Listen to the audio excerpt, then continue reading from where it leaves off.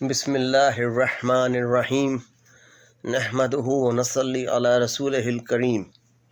آج ہم حضرت یونس علیہ السلام کا واقعہ بیان کریں گے۔ قرآن حکیم میں حضرت یونس علیہ السلام کا ذکر 6 صورتوں میں آیا ہے۔ سورہ نساء میں، سورہ انعام میں، سورہ یونس میں، سورہ انبیاء میں، سورہ الصافات میں اور سورہ القلم میں۔ سورہ الصافات میں 10 مرتبہ اس کا ذکر آیا ہے، سورہ القلم میں 3 دفعہ اور باقی صورتوں میں 1 مرتبہ حضرت یونس علیہ السلام کا ذکر آیا ہے۔ قرآن حکیم میں آپ علیہ السلام کو ذوالنون یعنی مچھلی والے اور صاحب الحوت، اس کا مطلب بھی مچھلی والے ہی بنتا ہے، کہ صفاتی ناموں سے پکارا ہے۔ قرآنی آیت کا مفہوم اس طرح ہے، اور بلا شبہ یونس علیہ السلام نبیوں میں سے تھے۔ یہ سورہ صفات آیت نمبر 139 میں اس کا ذکر ہے۔ حضرت یونس علیہ السلام کے والد کا نام متہ تھا، اور حضرت یونس علیہ السلام شروع عمر سے عبادات میں مصروف رہتے یا اپنی والدہ کی خدمت میں لگے رہتے۔ اس وقت کے لوگ اور بعض علماء کے مطابق اس وقت کے انبیاء کرام حضرت یونس علیہ السلام کو اکثر مسجد اقصی میں عبادات میں مصروف دیکھتے۔ اس زمانہ میں ایک ہی وقت میں 1 سے زیادہ انبیاء کرام ہوا کرتے تھے۔ جب آپ علیہ السلام کی والدہ کا انتقال ہوا تو اللہ تعالیٰ نے آپ علیہ السلام کو حکم فرمایا کہ نینوا کی طرف جائیں، اور آپ کو وہاں نبی بنا کر بھیجا گیا۔ جب حضرت یونس علیہ السلام کو نبوت ملی، اس وقت آپ کی عمر 28 سال بتائی جاتی ہے۔ نینوا عراق کا علاقہ تھا، یا اسے موصل کا علاقہ کہا جاتا ہے۔ یہ اس بڑے علاقے کا نام تھا جس میں نینوا موجود تھا، جہاں آپ علیہ السلام کو مبعوث فرمایا گیا یا بھیجا گیا۔ یہاں عاشوری قوم آباد تھی، جس کی آبادی قرآن حکیم کے مطابق 1 لاکھ سے زائد تھی۔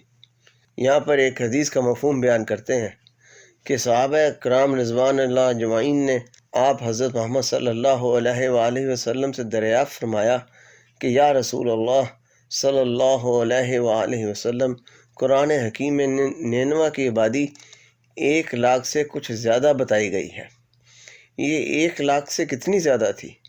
آپ صلی اللہ علیہ وآلہ وسلم نے ارشاد فرمایا 20,000۔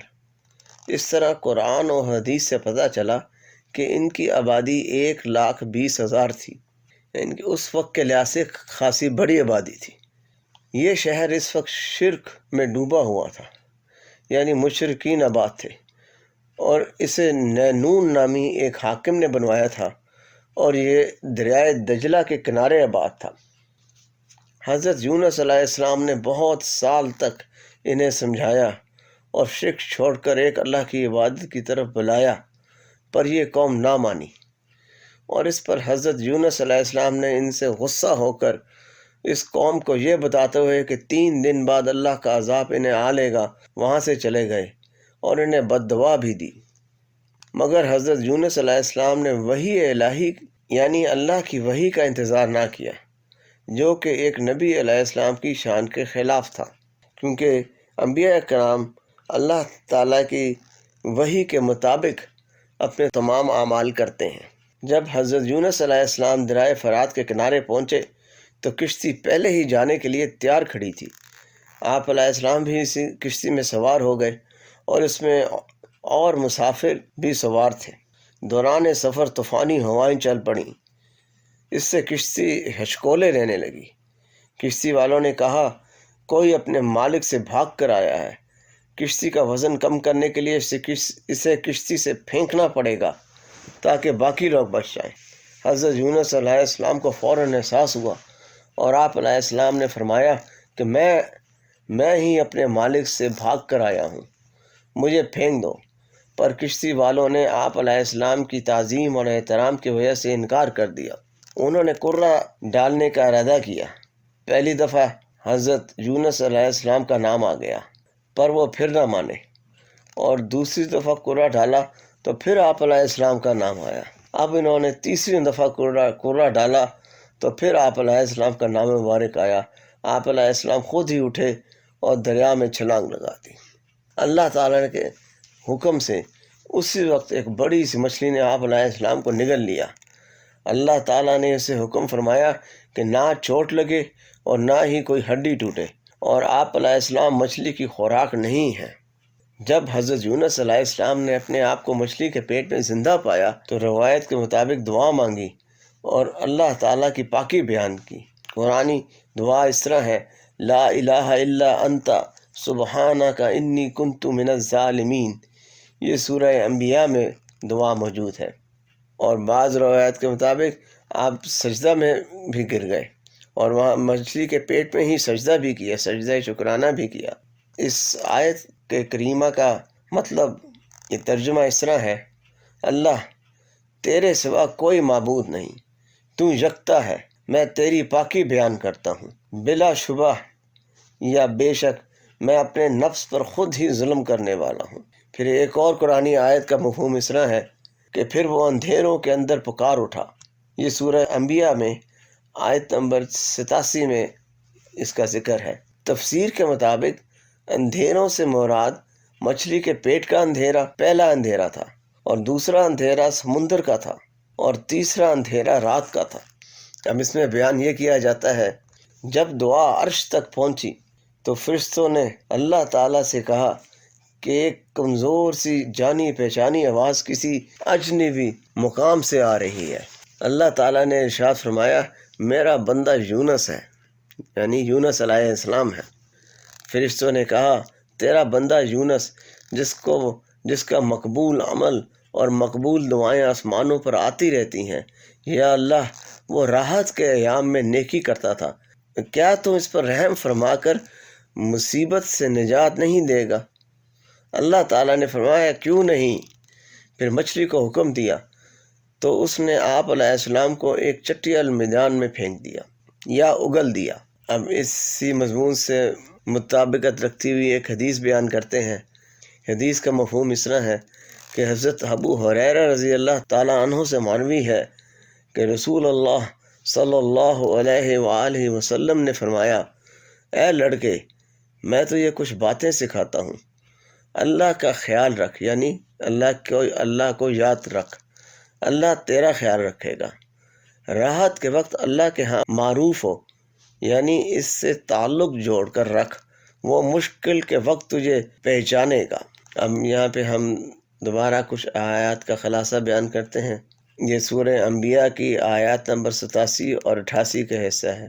جب حضرت یونس علیہ السلام نے مچھلی کے پیٹ میں دعا فرمائی تو اس کا ذکر اللہ قرآن میں کرتا ہے، تو ہم نے ان کی دعا قبول فرمائی اور ان کو غم سے نجات بخشی، اور ایمان والوں کو ہم اسی طرح نجات دیا کرتے ہیں۔ ایک اور آیت کا مفہوم اس طرح ہے، اگر آپ علیہ السلام اللہ کی پاکی بیان کرنے والوں میں سے نہ ہوتے تو قیامت تک مچھلی کے پیٹ میں رہتے۔ سورہ الصافات میں اس آیت کا ذکر ہے۔ جب آپ علیہ السلام مچھلی کے پیٹ میں تھے اور مچھلی سمندر میں چکر لگا رہی تھی، آپ علیہ السلام نے مچھلیوں کو رحمان کی تسبیح کرتے ہوئے سنا اور کنکریوں سے اللہ کی تسبیح سنی۔ حضرت یونس علیہ السلام کی دعا کو آیت کریمہ یا ذکر یونسیہ بھی کہا جاتا ہے۔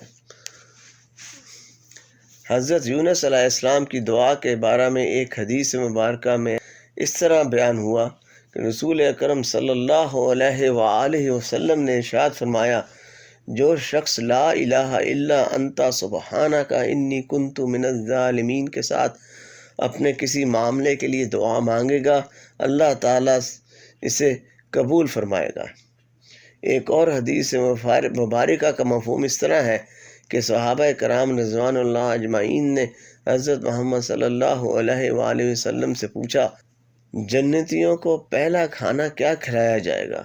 تو آپ صلی اللہ علیہ وآلہ وسلم نے ارشاد فرمایا، مچھلی کی کلیجی کا بڑا ہوا حصہ، یعنی جنت کا پہلا کھانا بھی مچھلی ہی ہوگی۔ زیادہ قوی رائے یہ ہے کہ حضرت یونس علیہ السلام مچھلی کے پیٹ میں 3 دن تک رہے، اور اسی نسبت سے آرمینیا کے عیسائی 3 روزے رکھتے ہیں، اور وہ روزے پیر، منگل اور بدھ کے دن رکھتے ہیں۔ تو شاید حضرت یونس علیہ السلام پیر، منگل اور بدھ کے دن مچھلی کے پیٹ میں رہے ہوں ان کی کتابوں کے مطابق اس لیے، لیکن وہ اسی کے نسبت سے 3 روزے رکھتے ہیں۔ جب حضرت یونس علیہ السلام نے دعا فرمائی تو اللہ تعالیٰ نے حضرت یونس علیہ السلام کی دعا قبول فرمائی اور مچھلی کو حکم دیا کہ آپ علیہ السلام کو اگل دیں۔ مچھلی نے آپ علیہ السلام کو ایک چٹی المیدان یا ساحل پر اگل دیا۔ ایک قرآنی آیات کا مفہوم اس طرح ہے، جب حضرت یونس علیہ السلام نے مچھلی کے پیٹ میں دعا فرمائی تو ہم نے ان کی دعا قبول فرمائی اور ان کو غم سے نجات بخشی، اور ایمان والوں کو ہم اسی طرح نجات دیا کرتے ہیں۔ یہ سورہ انبیاء کی آیات نمبر 87 اور 88 کا خلاصہ ہے۔ حضرت عبداللہ بن مسعود رضی اللہ تعالیٰ عنہ فرماتے ہیں کہ مچھلی کے پیٹ میں رہنے کی وجہ سے آپ علیہ السلام کا جسم اس طرح ہو گیا تھا جس طرح کسی پرندے کا پیدا شدہ بچہ کہ وہ بہت نرم ہوتا ہے، اور آپ علیہ السلام کے جسم کے بال بھی جھڑ چکے تھے۔ آپ علیہ السلام کو مچھلی نے بڑی کمزوری کی حالت میں ساحل پر ڈال دیا، اور اللہ تعالیٰ کے حکم سے ایک بیل دار درخت اگ گیا اور اس کے سائے میں جھونپڑی بنا کر حضرت یونس علیہ السلام رہنے لگے۔ کہا جاتا ہے وہ کدو کی بیل تھی، یعنی کہ کدو کا پودا تھا۔ یہاں پہ یہ بتانا مقصود ہے کہ کدو کی کافی اقسام ہیں، جن میں سے ایک پمپکن بھی ہے، یہ سمجھنے کے لیے۔ حضرت یونس علیہ السلام اس کو کھاتے اور چوستے، یعنی اس کی جو شاخیں تھی بیل کی اس کو چوستے، اور اللہ تعالیٰ نے اس میں حضرت یونس علیہ السلام کے لیے شفا رکھی، اور حضرت یونس علیہ السلام 1 ماہ میں صحت یاب ہو گئے، یعنی صحت مند ہو گئے۔ پھر اللہ کا کرنا ایسا ہوا کہ یہ پودا خشک ہو گیا، تو آپ علیہ السلام کو اس کا بڑا رنج ہوا۔ اس پر اللہ تعالیٰ نے فرمایا کہ اس چھوٹی سی بیل کے سوکھنے پر آج آپ کو رنج ہوا ہے، پر نینوا میں 1,00,000 کی آبادی، انسانی آبادی اور دوسری مخلوق بھی آباد ہے، ان کی بربادی کی ہمیں کوئی ناگواری نہ ہوگی، جبکہ آپ علیہ السلام بغیر وحی آنے کے ان کی بربادی کی دعا کر کے وہاں سے چل دیے۔ یہ ایک نبی علیہ السلام کی شان کے خلاف ہے۔ اور دوسری طرف ایسا ہوا کہ حضرت یونس علیہ السلام کی بستی سے چلے جانے کے بعد بستی کے لوگوں کو احساس ہوا کہ آپ علیہ السلام واقعی پیغمبر ہیں اور اب عذاب الہی آئے گا، تو انہوں نے آپ علیہ السلام کو ڈھونڈنا شروع کیا، یہاں تک کہ بادشاہ نے اعلان کیا کہ جو حضرت یونس علیہ السلام کو ڈھونڈے یا خبر لائے گا میں اس کو بادشاہ نامزد کر دوں گا۔ سب لوگ کھلے میدانوں میں آ گئے، اپنے مویشیوں کو بھی ساتھ لے لیا اور بچوں کو ماؤں سے جدا کر دیا، اور اللہ تعالیٰ سے گڑ گڑا کر معافی مانگی اور مشترکہ عرض کی کہ اللہ کے حضور کہ حضرت یونس علیہ السلام کو ہم اللہ کا نبی مانتے ہیں، اور جو پیغام آپ علیہ السلام لائے وہ مانتے ہیں اور ایمان لاتے ہیں۔ یہ قرآن میں واحد انبیاء کرام کے واقعات میں ایسا واقعہ ہے جس میں قوم نے اپنی غلطی کا احساس کیا اور انہوں نے سچی معافی مانگی، استغفار کیا، تو اللہ تعالیٰ نے اس قوم کو معاف فرما دیا۔ حضرت یونس علیہ السلام واپس بستی میں آ گئے اللہ کے حکم سے۔ بستی کے سردار کے اعلان کے مطابق جو شخص سب سے پہلے خبر لایا اس کو بادشاہ بنا دیا گیا، اور بادشاہ نے اپنی باقی عمر حضرت یونس علیہ السلام کے ساتھ گزار دی۔ بستی والے حضرت یونس علیہ السلام کو دوبارہ ساتھ دے کر بہت خوش ہوئے اور اللہ کے بتائے طریقوں پر زندگی گزارنے لگے۔ اللہ تعالیٰ نے ان کی توبہ قبول فرمائی اور عذاب کو ٹال دیا۔ قرآنی آیت کا مفہوم اس طرح ہے کہ بھلا کوئی بستی ایسی کیوں نہ ہوئی کہ ایسے وقت ایمان لے آتی کہ اس کا ایمان اسے فائدہ پہنچاتا۔ البتہ صرف یونس علیہ السلام کی قوم کے لوگ ایسے تھے، جب وہ ایمان لے آئے تو ہم نے دنیاوی زندگی میں رسوائی کا عذاب ان سے اٹھا لیا اور ان کو ایک مدت تک زندگی کا لطف اٹھانے دیا۔ یہ سورہ یونس کی آیت نمبر 98 کا خلاصہ ہے، یعنی کہ آیت نمبر 98 کا خلاصہ ہے۔ حضرت یونس علیہ السلام کی قبر مبارک ایک رائے کے مطابق نینوا میں ہے اور دوسری غالب رائے کے مطابق بیت المقدس میں ہے۔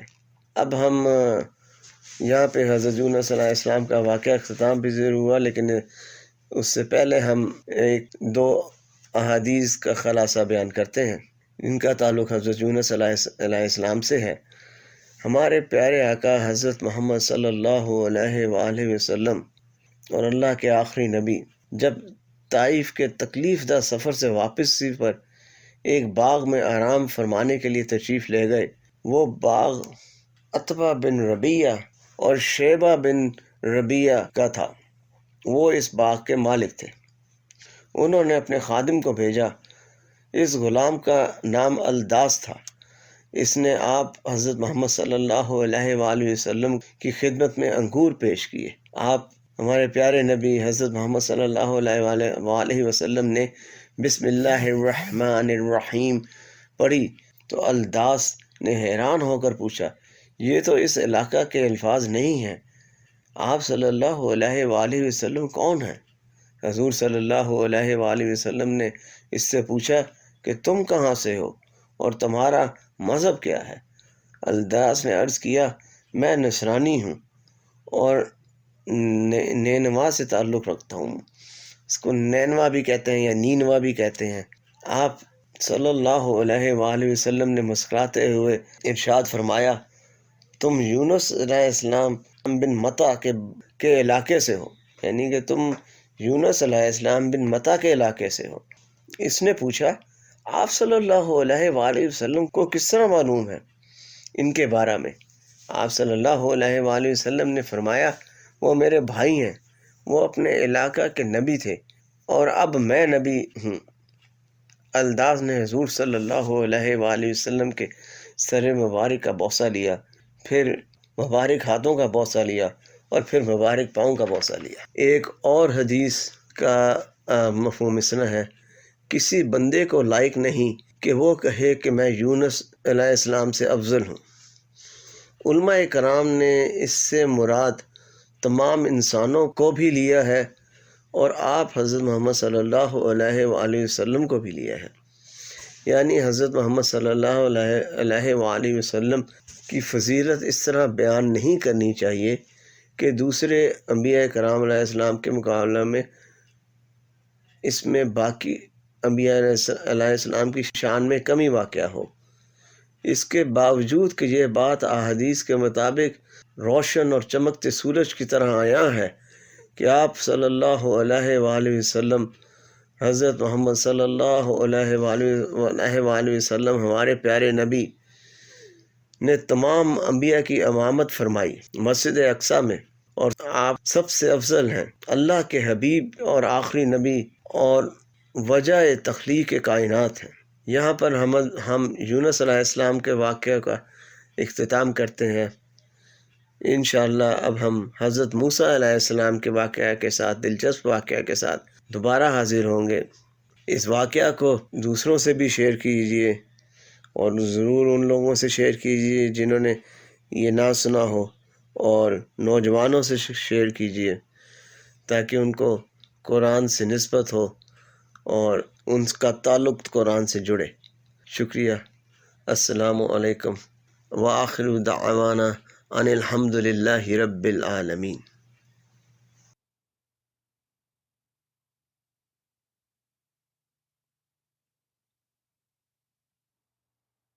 اور یہ تو آگے شروع ہو گیا۔